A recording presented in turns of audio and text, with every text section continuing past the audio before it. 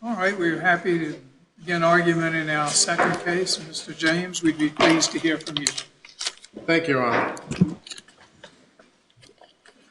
Please, the court, my name is Michael James. I'm an assistant United States attorney in the Eastern District of North Carolina, and I represent the defendants in this interlocutory appeal of the district court's denial of qualified immunity to the appellants Stansberry, Roy, and Officer Boyd.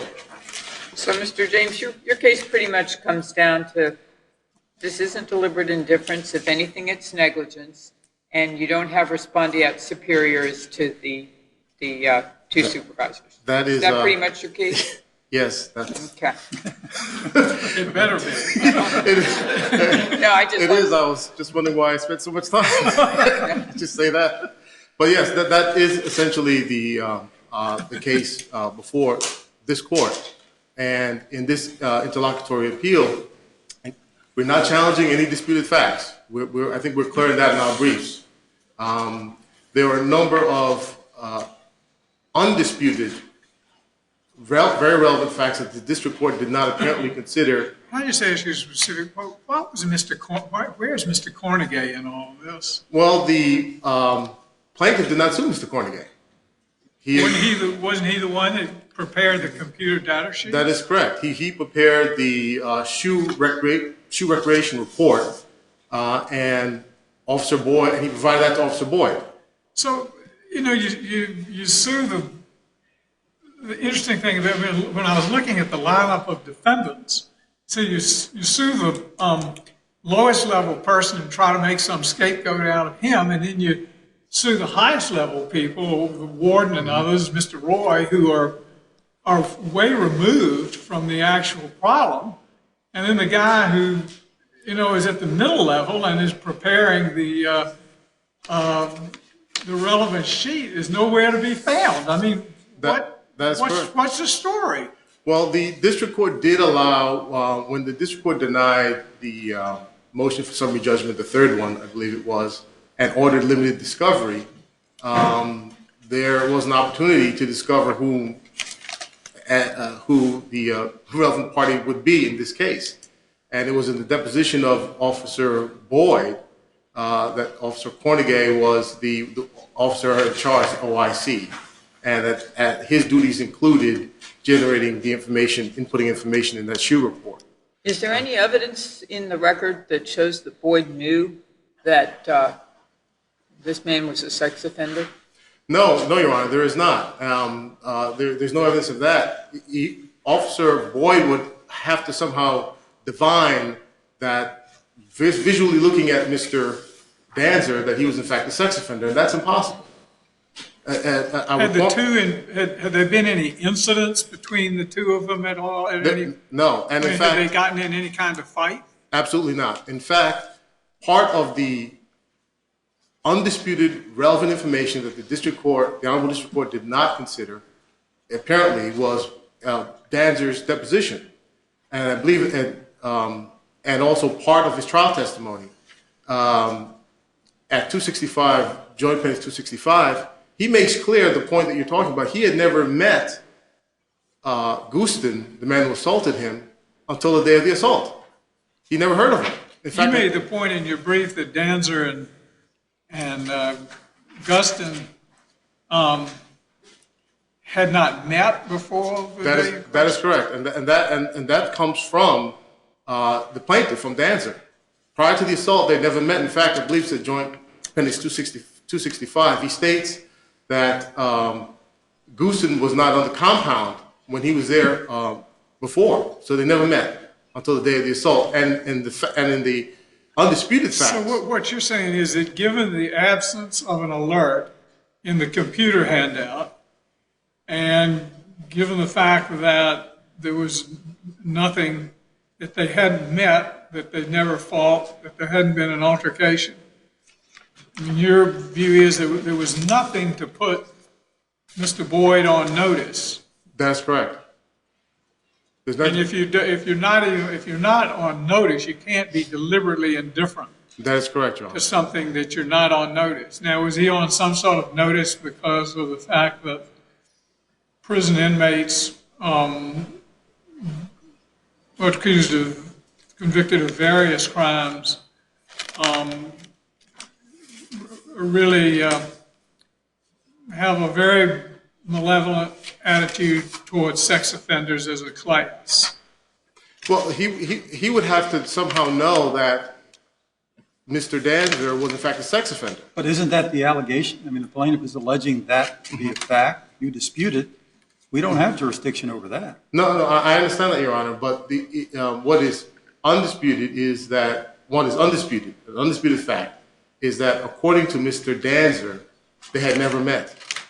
The two men had never met. Well, that doesn't mean that the officer wouldn't have had knowledge in some other way. There was no evidence in the record. Well, but I mean, we're at the summary judgment stage. An allegation has been made. If there's a dispute about that, and the district court has resolved that factual dispute against you. I understand, Your Honor.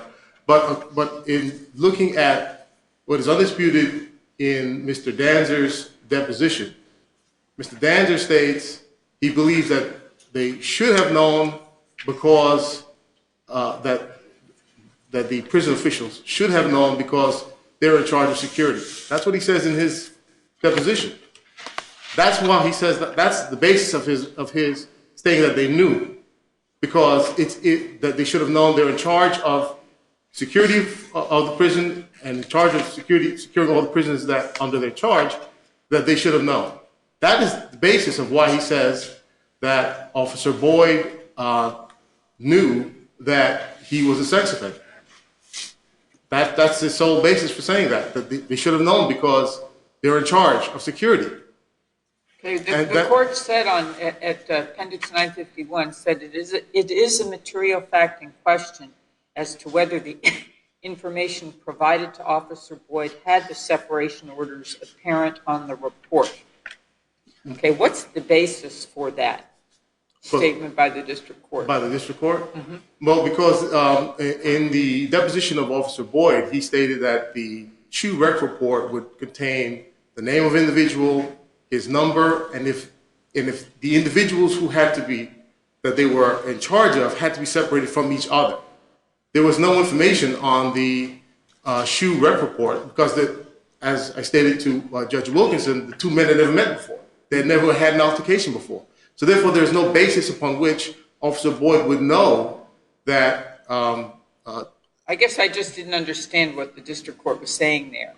But that is the basis for why the district court stated that. Wouldn't the shoe report have indicated, or at least the plaintiff is alleging, that Danser had been previously assaulted because of his sex offender status? The shoe report would not indicate that. The shoe report is the information that would contain. That would be contained in what they call the CIM, Central Inmate Monitoring Information. And then you have Sentry, which is, they have two different databases. Okay, well, wouldn't those two reports have been before Boyd, before the officer? The duties that were attached to Officer Boyd, that was not his. Those were not his duties. Those were the duties of other officers. And even if that CIM information and that threat group information had been on a rec report, it would not indicate anything between Mr. Boyd and Mr. Danser. It still would not have provided him with notice that Danser was a threat to, Mr. Goosen was a threat to Mr. Danser. All right, maybe that question is better asked of your opponent as to what the factual support is for that statement. All right, again, I do just want to quickly point out to try to more fully answer your question to your satisfaction, Your Honor, that that report, that information was not on the shoe rec report. It's What not information was not on the shoe? I'm sorry. The threat group information, the gang affiliation, the information about sex offender status, that is not typically on a shoe rec report. Well, what in the shoe report would have been most likely to alert Mr. Boyd to the fact that Danser and Goosen needed to be separated? There would be no information, Your Honor, that could satisfy that because... Were their names mentioned in the shoe report? their names were mentioned as to those they had to be separated against, other individuals. There's no specific, the SHU report did not contain data that said Danser must be separated by Gustin, because they never met. And because they had never met, the way the BOP policy is, with separate information, it's very specific. It's with regard to individuals who had past altercations between each other. It lists individuals who were informants, that sort of thing. But it does not contain. There's no BOP policy that. Go ahead, Barbara. I'm sorry. I'm sorry. Go ahead. Is there a SHU report in this record? Well, the SHU report that was actually generated, those were not kept. That has been long gone. So you're saying that's why there's no SHU report in this record? That's correct. That's why there's no SHU report in the joint appendix. Oh, for that specific Well, date. is it undisputed that the SHU report did not contain a separation order for Danser? That is undisputed. Why is it undisputed if the report is not in the record? Well, even the plaintiff does not dispute the fact that there was no specific information between Danser and Gustin. Also, it's undisputed that the SHU report did not contain threat group information the gang affiliation, and CIM information about sex offenders. That's undisputed. That's not disputed by the plaintiff's counsel either. All right, sir. Thank you. All right, thank you, Judge. Now, with respect to the appellant in this case, Officer Boyd, Officer Boyd was not on notice that he had no fair warning that any of his conduct would have been he violated a constitutional right or any clearly established law, accepting the facts as stated by the district court. Now,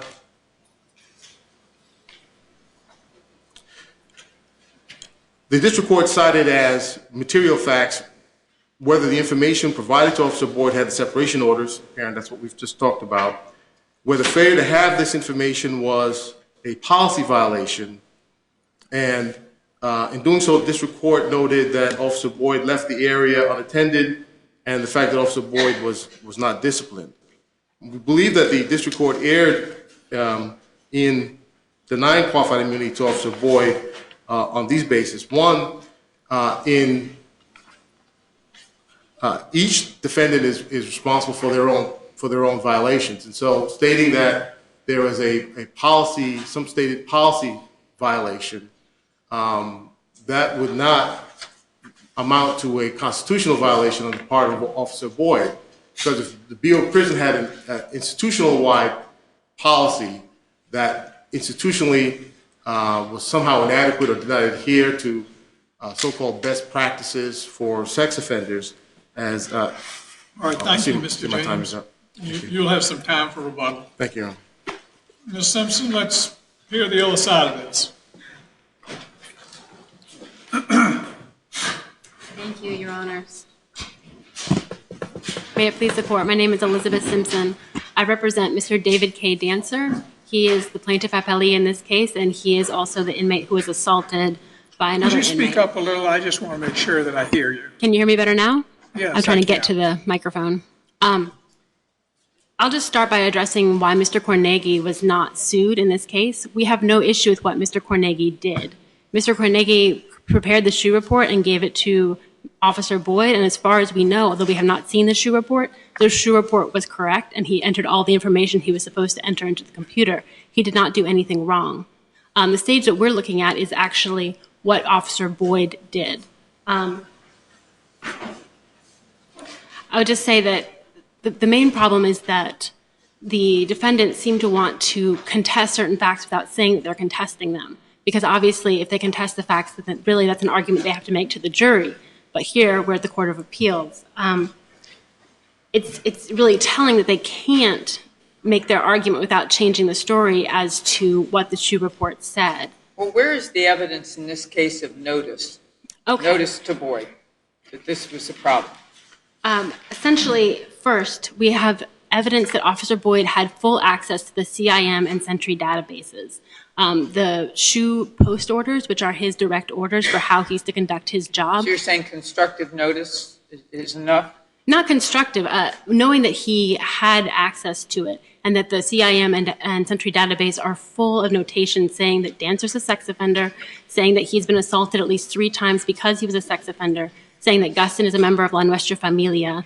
There's lots of evidence that the BOP tracks La Nuestra Familia as an extremely dangerous and predatory gang that has Are a you site saying on that roll. are you contending that the SHU report contained a separation notice for these two individuals? Yes, that because of all of the information we have received from Sentry and CIM. How could that be if they hadn't met?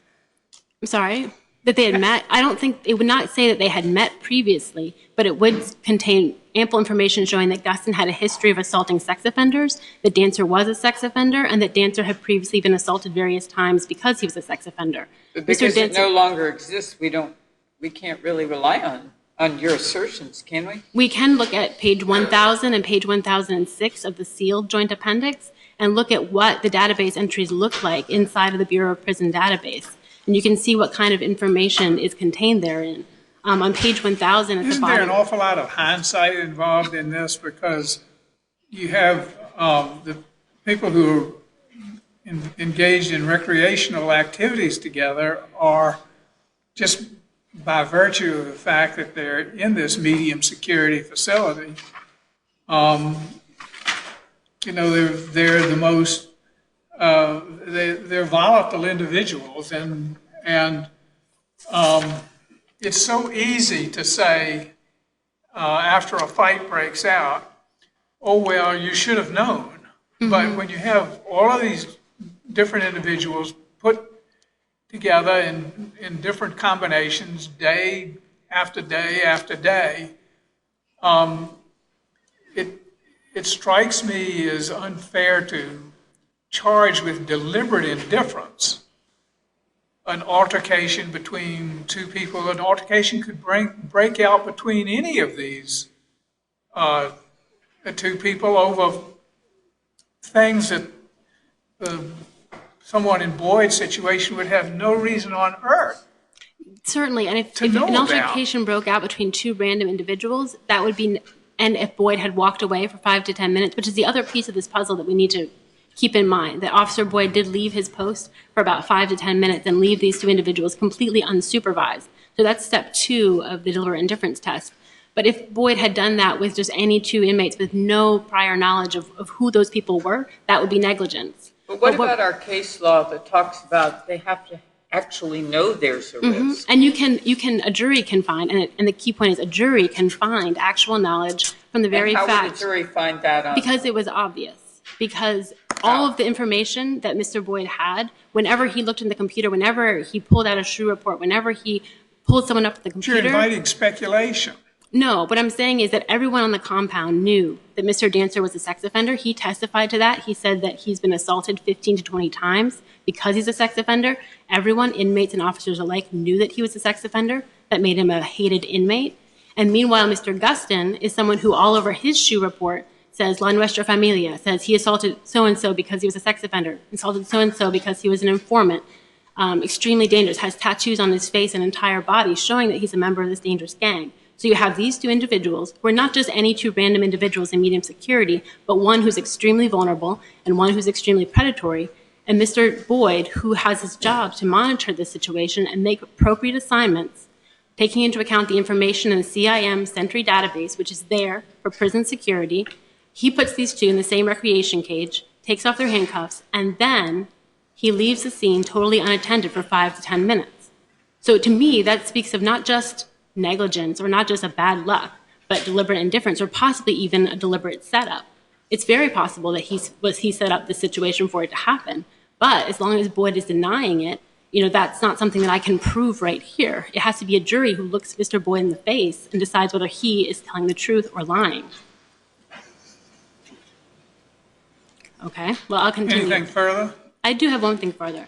I would like to point to the case v. Ahitao case from the 7th Circuit. This is Mr. Posner's opinion, and I think it's pretty similar because It has a situation where you had a very vulnerable inmate, someone who had been identified by the prison psychologist as being vulnerable, and then you had a predatory inmate who had made threats.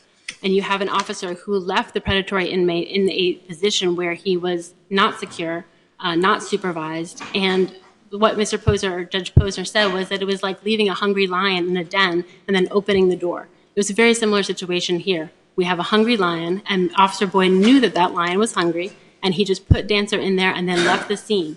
While Mr. Dancer was left there, these are the things that happened to him. So when Officer Boyd says he left for only a few seconds, that's also not credible. That's something that a jury should hear him say, I only left for a few seconds, and hear that it's incredible because while he was gone, Mr. Gustin took off his jumpsuit, he knocked down Mr. Dancer, he stomped and kicked him about 15 to 20 times, then he wiped the blood off of himself, he passed his bloody shoes through the recreation cage down the line to someone else, he received clean shoes, he put them on, he put on his jumpsuit, and he was acting normally by the time a different officer, Officer Paler, happened by and saw Dancer slumped on the ground, bleeding. So this is all the things that happened while Officer Boyd was away from his post, violating his post orders. These are the same post orders that told him he had to look at the CIM Sentry database before he made his assignments. We know what information was in the CIM Sentry database. It was the information I told you about. So that's the case. Ms. Simpson, do you have a case that Judge Keenan asked you about this, supporting your view that constructive knowledge in the absence of direct knowledge is enough to ward off summary judgment on qualified immunity? The line that I quoted, the line about knowledge being inferred by the very fact that it's obvious, that's a line from Farmer v. Brennan, that when something is so obvious, the situation is so volatile, a jury can make that jump. Let me give you a case site for the obvious line. That's fine. You cited the case. Yeah, I did. Yeah, I think that really what we rest on is that what you think the district court was getting at in this case? I do think so. I don't think that the district court decision completely captured the full argument, but I think what he was getting at is that this was a case where it was obvious.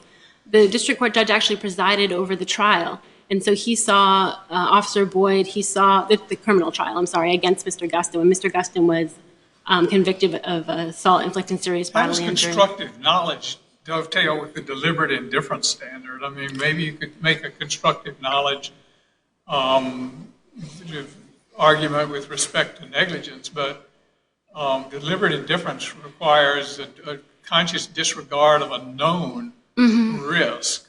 There's a difference between known and maybe should have known or whatever, but the court phrases deliberate indifference in terms of a known risk. Yes, Your Honor. And I think what I'm trying to get at is not should have, maybe have known, but must have known. Like, it was so obvious that any officer would have known, any officer did know, that Mr. Boyd did know that Dancer was a vulnerable sex offender who had been assaulted many times, and he did know that Despite the fact they never met, despite the fact I would, as seems as Judge Keenan says, it's totally speculative that this information was included in the SHU report. I mean, it seems to me we're trying to make a scapegoat of a very low-level official and trying to say, well, all of these different inmates, you should know, notwithstanding the absence of information in the SHU report, notwithstanding the absence of any history of prior altercation, you should be able to figure out exactly who's going to get along in the recreation area and who's not. And that seems to me to charge a very low-level official with an awfully high level of knowledge, and we would have to do that in the teeth of a deliberate indifference standard. I mean, these standards of review have to mean something. It just can't let deliberate indifference slide into negligence, and that's always the effort then to conflate the two. And I think the Supreme Court indicated that they're miles apart. I mean, deliberate indifference is above gross negligence, frankly. It comes very, you have these four standards: negligence, gross negligence, deliberate indifference, and just knowing an intentional infliction of action. And there's a good deal of air and light between each of them. There is, and I think if you look at some of the cases that this that this court has decided on deliberate indifference, you'll see that error in light, and you'll see why this one comes out on the side of deliberate indifference. One is Parker v. Maryland. That's a clear negligence case, a very tragic situation where one inmate killed another on a prison bus. But there what you have was two inmates who appeared to get along. One had just testified on behalf of the other in a resentencing, and the guards, while somewhat ill-attentive, one was playing on a cell phone, one was looking at a television, they were at their post, they were doing their duty, and they just didn't notice what happened. That's negligence. But this case is different. This is a case where there is actual knowledge. Danser testified that everyone knew that he was a sex offender. And so the fact that Officer Boyd can just say, I didn't know. I mean, Officer Boyd lied in his deposition. At the trial, he said that he knew that sex offenders were a hated group in prison. And then at the deposition, he said he didn't think sex offenders were hated at all. That doesn't make sense. Everyone knows that sex offenders are hated in prison and that they're vulnerable. But why would he change his story like that? That's a sort of a credibility thing that a jury has to hear, not the Court of Appeals. I think that Officer Boyd did know because all that information was right in front of him, right in the database, and he had a duty to look in the database. So he knew who these two people were, and he left them unattended for 5 to 10 minutes. That's the second piece. The second piece is not just he put them together, whoops. It's that he then walked away and left them there. Thank you, Your Honor.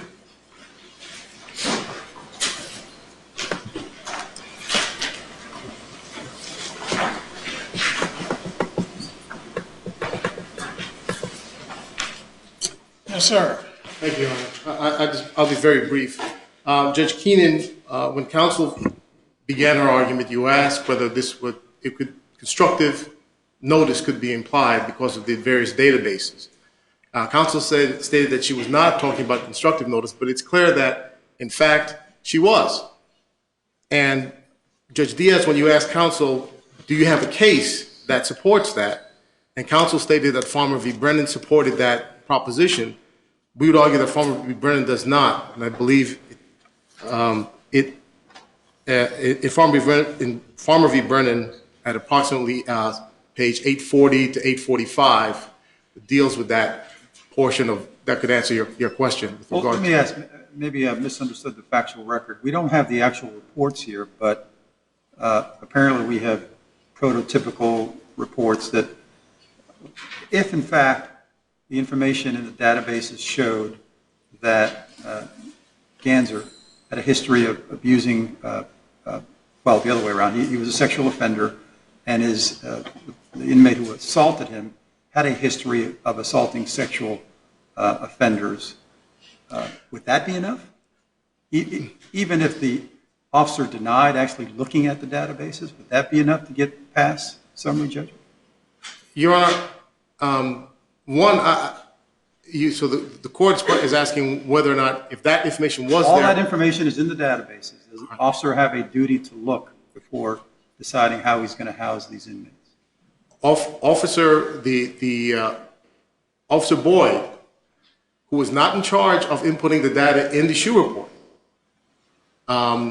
he relied upon another officer inputting that information, and then he used the SHU report to make and the geographical areas to make the actual cage assignments. He would not have that information, even if the information was as the court stated. Officer Boyd himself would not have that information. Now, I would state that. What do you mean by that? He wouldn't have it. It's somewhere in the databases. It may be somewhere in a prison database, but the particular officer who was charged with getting the inmates out for 1 hour, and I remind the court, for a 1 hour recreation when you have hundreds of inmates, a 1 hour, and he has to cycle inmates throughout for 1 hour recreation in the SHU area, that his duties were not to, in fact, check multiple databases. That was the responsibility of another officer, Officer Cornegay, whose responsibility was to input information in that SHU report. How many different inmates go through the recreational process in a particular day? I believe, I'm trying to recall in this particular case, but I think it was like 99. There were 99 inmates, and what Officer Boyd did when he started. 99 inmates for the whole day. Yes, for the whole day, and he was doing the recreation assignments for that day, doing his So he 8-hour had shift. 99 different inmates. So the whole point is to make the process run with some degree of efficiency. That's correct. And the way you do that is by having a match and say, these two should not be in the recreational area together. that is correct. And you don't want to put that duty officer in a situation of trying to figure out all sorts of things and trying to draw inferences from this and inferences from that. He's got a lot of other things to do. He's got a large number of inmates to try to put in combinations that are not going to result in a conflagration. And his job is not to prepare all these things or to speculate or to have, oh, well, I think this type of offender is more likely to wreak havoc on this other type of offender, but this other type of offender is less likely because, and it gets into some sort of sociological inquiry. And that's just way beyond what you could expect somebody with these sorts of duties to perform. That's It correct. has to be made, he's making decisions with a lot of people, and it has to be clear. That's These right. two people shouldn't be there together. And the idea that we should be consulting multiple sources and databases, that's not the way that an institution should be run or would be run. That's correct. And if I may just go to a few more points addressed by counsel, Your Honor. One, a point that was addressed by counsel was whether getting into what the district court was thinking when the court formulated its order in this case. Now, and this kind of gets into the situation in Winfield v. Bass, in which this court sitting on banc poured through the various records in the case, and the issue after Johnson v. Jones was decided was whether or not how this appellate court was going to look at qualified immunity and interlocutory appeals. And part of the argument was discerning what the district court likely assumed. And Well, but though, don't you think really the thread running through this entire order of the district court is it's just appalled by the gratuitous violence yes, that I do. occurred in this case, and then was very frustrated by the fact that everybody's seeking cover. You know, that wasn't my job, somebody else's job, and here this man was stomped. He could have been killed. I mean, isn't that really what's running through this entire order? That, in fact, may be so, Your Honor. However, for assigning liability under deliberate indifference standards and getting to whether each defendant knew, because each defendant is liable for their own actions. The officers responded quickly once the assault began, and in fact, part of the undisputed facts that were not addressed by the court in its order with regard to defendants, the supervisory defendants. One was Lieutenant Roy. He responded quickly, as did Officer Boyd. They got I see my time is. Go ahead and complete your sentence. Thank you, Your Honor. They responded quickly. They removed the other prisoners. They got medical attention for Mr. Danser. Defendant Roy interviewed Danser and interviewed a number of other prisoners. So they responded reasonably to his assault. Thank you, Your Honor. We'd like to come down and greet counsel, and we'll take a brief recess.